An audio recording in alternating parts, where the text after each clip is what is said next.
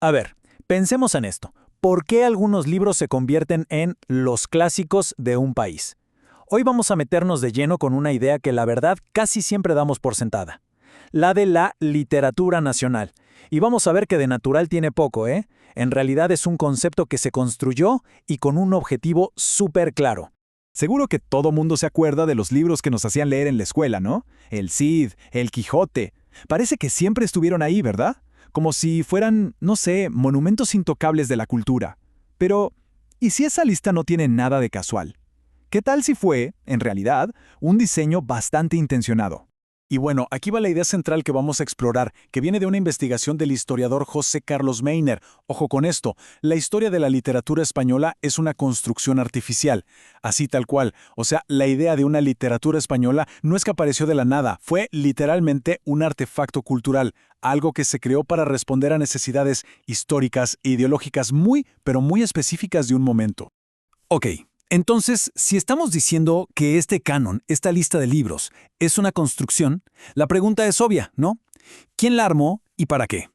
Bueno, para empezar a responder eso, tenemos que volver a un lugar que conocemos muy bien, el salón de clases. El asunto es que el discurso literario, lo que se leía y cómo se leía, se empezó a usar en las escuelas para construir un nosotros, para crear cohesión social.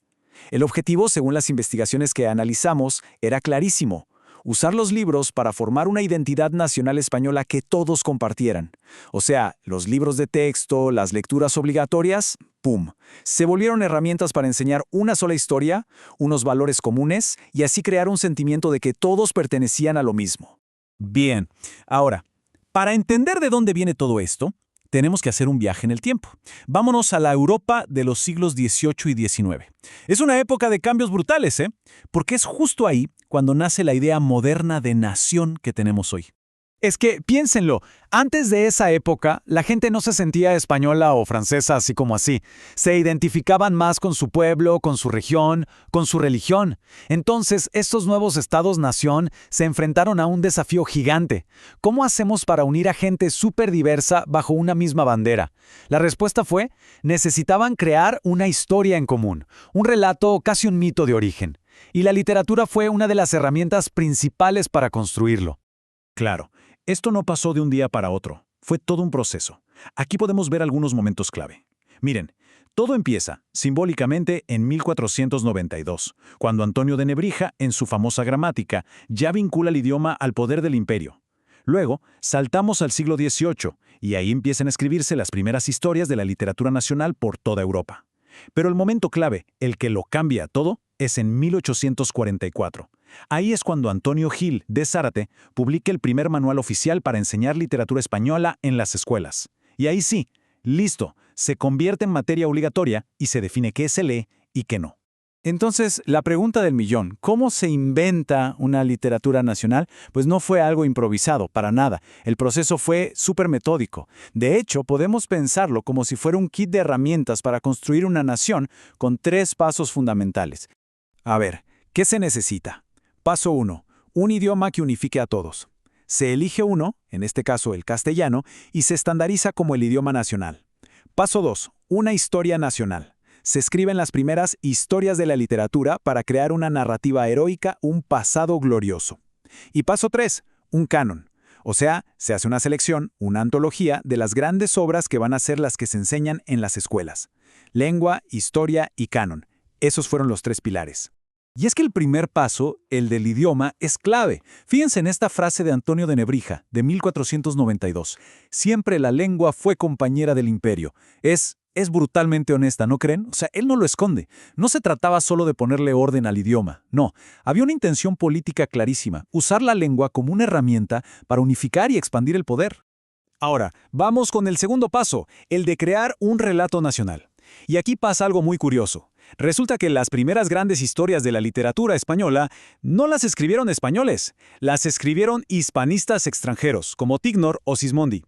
Ellos, desde afuera, intentaron buscar la esencia de lo español, lo que llamaban el Volksgeist, o el espíritu del pueblo. Y claro, a menudo idealizaron el pasado, lo romantizaron. Lo más loco es que cuando sus libros se tradujeron en España, provocaron una ola de orgullo nacional. Fue como si necesitaran que alguien de afuera les dijera lo grande que era su historia.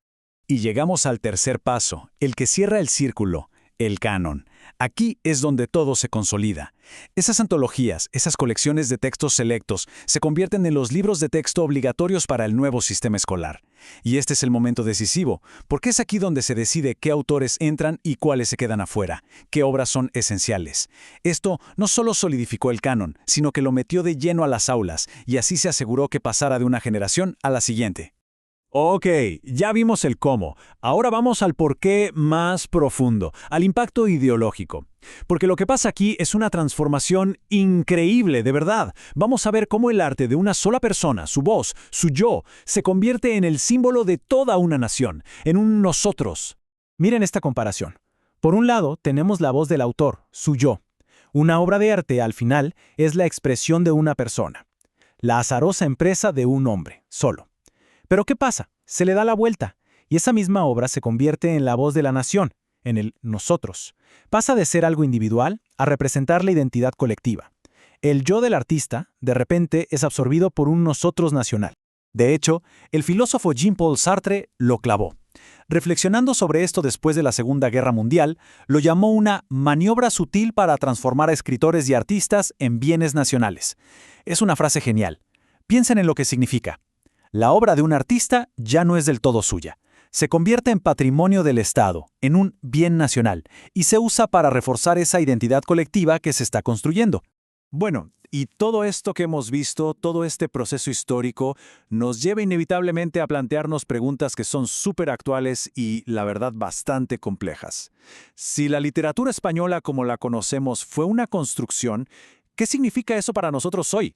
Y aquí llegamos al meollo del asunto. Si la literatura española se construyó alrededor de una sola lengua, el castellano, la pregunta es, ¿qué se quedó afuera? Porque es inevitable, ¿no? Cuando se crea un centro, automáticamente se crea una periferia. Al elegir una voz, se silencian otras. Pues se quedaron afuera otras literaturas peninsulares. Este proyecto de una literatura nacional centrada en el castellano dejó en un segundo plano la producción literaria, riquísima por cierto, en otras lenguas de la península. Pensemos en la literatura catalana, la gallega, la vasca. Las fuentes que revisamos mencionan también la portuguesa, la aragonesa, la asturiana. Todas ellas tienen sus propias historias.